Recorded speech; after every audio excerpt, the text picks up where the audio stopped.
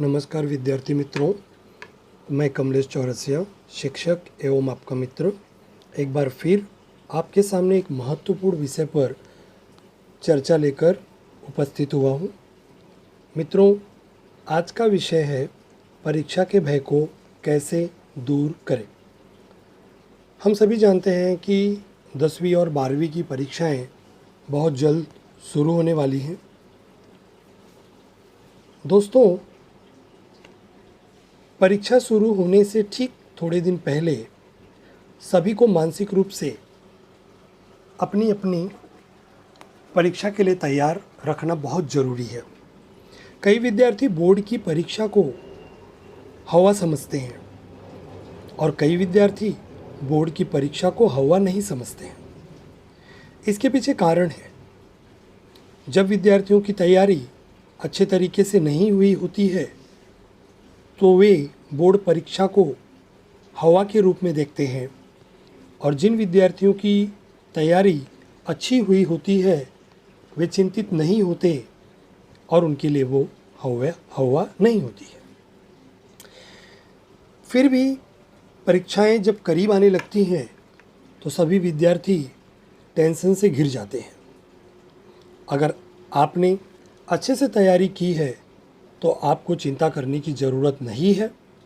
अक्सर जो चिंताएं आपको परीक्षा के समय घेरती हैं, वे सारी चिंताएं आपकी खुद की बनाई हुई होती हैं।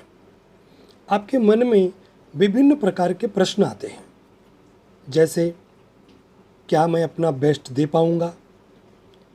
परीक्षा होते ही कहीं मैं सारी चीज़ें भूल तो नहीं जाऊंगा?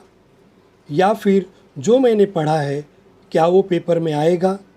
ऐसे अलग अलग प्रश्न आप विद्यार्थियों के मन में पैदा होता है और यही सारे प्रश्न आपके चिंता का कारण बनते हैं। दोस्तों, किसी भी विद्यार्थी के लिए सबसे पहले यह जानना जरूरी है कि इन चिंताओं या भय का क्या कारण होता है। तो इनके विभिन्न कारण हो सकते हैं। दोस्तों, पहला कारण तो ये हो सकता है आपने अपेक्षाकृत पढ़ाई नहीं की है, या फिर आप पेपर पैटर्न को नहीं जानते हैं, या प्रश्न किस प्रकार से आएगा यह आप नहीं जानते हैं। तो इन सारी चीज़ों को लेकर आप परेशान हो जाते हैं और आप चिंतित हो जाते हैं। दूसरा कारण हो सकता है आपको भले ही जानकारी हो कि पेपर पैटर्न क्या है, प्रश्न कैसे आते हैं, परंतु आपकी प्रैक्टिस अच्छी नहीं हुई है, आपकी पढ़ाई अच्छी नहीं हुई है, तो आप चिंता से घिर जाते हैं। तीसरा कारण हो सकता है जो आपके आसपास के लोग हैं, जो आपके कक्षा के मित्र हैं, वो आपको बार बार कॉल करके या जब प्रत्यक्ष रूप से आपको मिलते हैं तो बार बार परीक्षा पर प्रश्न पूछकर आपको चिंता में डाल देते हैं। और कई बार तो दोस्तों ऐसा होता है कि आपके मन में उठने वाले प्रश्न जब आप अपने शिक्षक से, टीचर से या मार्गदर्शक से नहीं पूछते हो और जब आप उसका हल नहीं पाते हो, तब ऐसी एक स्थिति पैदा होती है कि आप परीक्षा को लेकर भयभीत हो जाते हो और आपके अंदर डर पैदा हो जाता है। इन्हें दूर करने के कुछ उपाय हैं दोस्तों। इन्हें दूर करना बहुत ही आसान है, तो यहाँ मैं कुछ सुझाव देने की कोशिश करूँगा और इसे आप अपने जीवन में लागू करके परीक्षा के भय को कम कर सकते हैं। जैसे आप अपना पूरा फोकस तैयारी पर रखें। अगर आपने अपने बनाए हुए टाइम टेबल को फॉलो किया है तो इसमें चिंता की कोई बात नहीं है। पढ़ी हुई सारी चीज़ों को आप समय समय पर रिवीजन करते रहें। ऐसा नहीं कि मैंने पढ़ लिया है, मुझे आता है, मैं परीक्षा में डायरेक्ट लिखूंगा।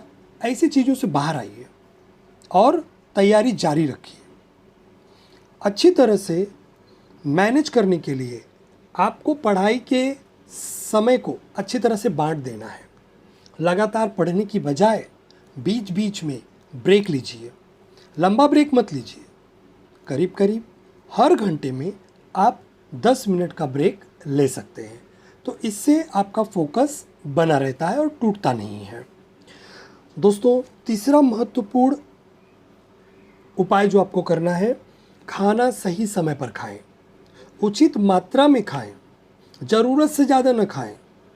इससे आपको आलस आ सकता है और आपको अपच की समस्या हो सकती है, आपकी तबीयत खराब हो सकती है। खान पान पर परीक्षा के समय विशेष ध्यान दें। पर्याप्त नींद लें। बहुत जगह देखा गया है जैसे ही परीक्षाएं नज़दीक आती हैं, विद्यार्थी रात रात को पढ़ना शुरू कर देते हैं। यहाँ मैं आपको एक राय देना चाहता हूँ कि आप कभी भी रात के वक्त पढ़ाई न करें। आप पूरे दिन का भरपूर प्रयोग करें।